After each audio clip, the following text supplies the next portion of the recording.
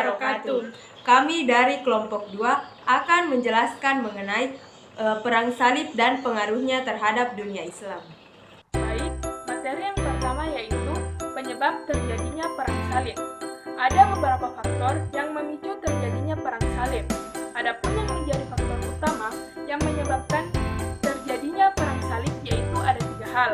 Yang pertama, agama, kedua, politik, dan yang ketiga adalah sosial ekonomi. Yang pertama yaitu faktor agama. Sejak dinasti Saljuk merebut Baitul Maqdis dari tangan dinasti Fatimiyah pada tahun 1070 Masehi, pihak Kristen merasa tidak bebas lagi menunaikan ibadah di sana karena penguasa Saljuk menetapkan sejumlah peraturan yang dianggap mempersulit mereka yang hendak melaksanakan ibadah ke Baitul Maqdis. Umat Kristen merasa perlakuan aparat penguasa dinasti Saljuk sangat berbeda dari para penguasa Islam lainnya yang pernah berkuasa di kawasan itu sebelumnya. Dan yang kedua yaitu faktor politik. Ketika itu, dinasti Saljuk di Asia Kecil sedang mengalami perpecahan, dan dinasti Fatimiyah di Mesir dalam keadaan lumpuh. Sementara, kekuasaan Islam di Spanyol semakin goyang. Situasi yang sedemikian mendorong para penguasa Kristen di Eropa untuk merebut satu persatu daerah kekuasaan Islam, seperti dinasti kecil di Edessa dan Baitul Maqdis. Faktor yang ketiga yaitu faktor sosial ekonomi. Stratifikasi sosial masyarakat Eropa ketika itu terdiri dari 3 kelompok, yaitu kaum gereja, kaum bangsawan, serta kesatria dan rakyat jelata. Meskipun merupakan mayoritas dalam masyarakat, kelompok yang terakhir ini menempati kelas yang paling rendah. Kehidupan mereka sangat tertindas dan terhina. Oleh karena itu, mereka dimobilisasi oleh pihak-pihak gereja untuk turut mengambil bagian dalam perang salib, dengan janji akan diberikan kebebasan dan kesejahteraan yang lebih baik apabila perang dapat dimenangkan. Mereka menyambut seruan itu secara spontan dengan melibatkan diri dalam perang tersebut.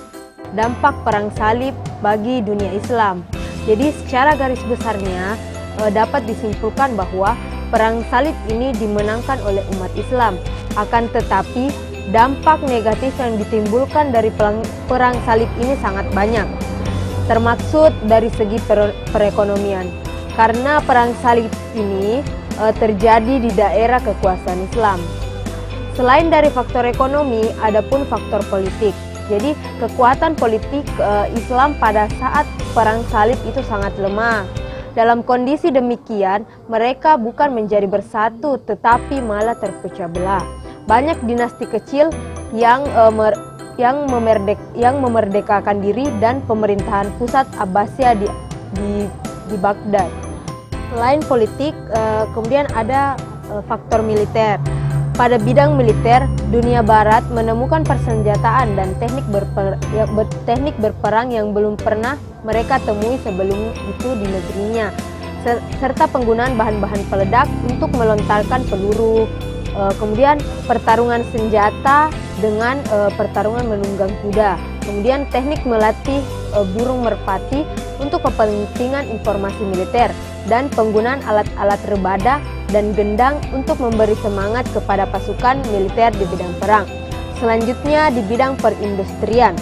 Dalam bidang perindustrian, mereka menemukan kain tenun dan peralatannya di dunia Islam. Kemudian mereka membawa di negerinya seperti kain muslin, satin, dan damas.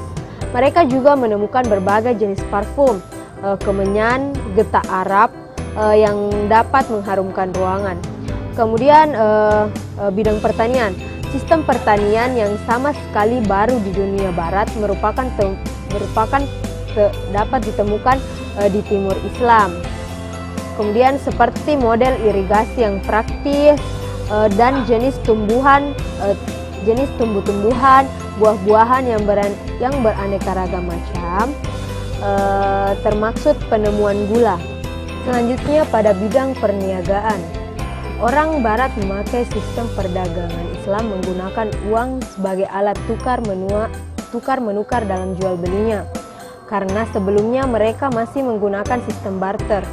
Kemudian yang terakhir itu bidang ilmu pengetahuan dan kesehatan. Ilmu astronomi yang sudah dikembangkan oleh umat Islam sejak abad ke-9 telah pula mempengaruhi lahirnya berbagai observatorium di Barat. Kemudian selain itu, bangsa Barat juga meniru adanya rumah sakit, sebagaimana sudah lama berkembang di dunia Islam. Pengaruh perang salib pada dunia Kristen.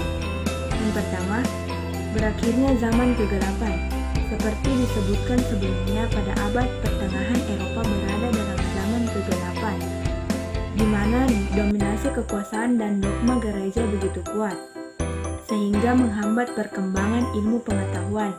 Pada masa itu, ilmuwan yang berani menentang gereja akan dihukum mati. Hal ini sangat bertentangan dengan dinasti Abbasiyah yang tengah mengalami perkembangan pesat dalam bidang ilmu pengetahuan, baik di bidang kedokteran, astronomi, filsafat maupun matematika.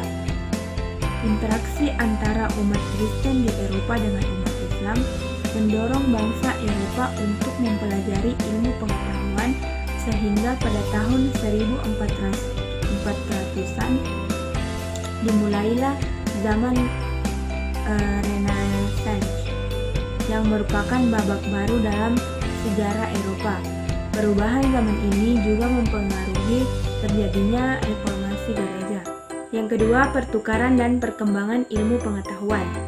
Bangsa Eropa memang telah bersinggungan dengan kebudayaan Islam sejak lama. Namun, penyerapan ilmu pengetahuan di berbagai bidang lebih intensif dan ekstensif diserap pada masa Perang Salib. Dalam bidang perdagangan, kontak perdagangan antara Timur Asia dan Barat Eropa semakin pesat. Dalam bidang perindustrian, berbagai jenis kain, parfum, kemenyan, dan sebagainya diimpor dari timur ke barat. Dibanding pertanian, bangsa Eropa menemukan sistem irigasi yang praktis. Selain itu, rempah-rempah yang berasal dari timur mulai bisa digunakan di Eropa.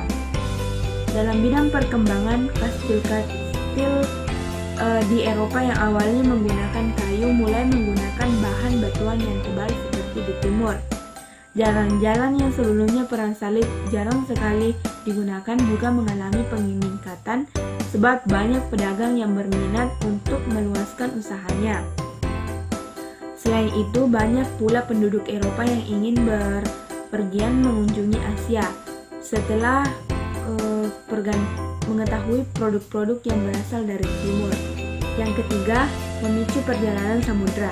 Ketika perang salib berlangsung, jalur sutra yang melalui Timur Tengah tertutup. Jalur sutra merupakan jalur perdagangan melalui jalan darat yang menghubungkan Cina, Asia Tengah, Timur Tengah, hingga Italia.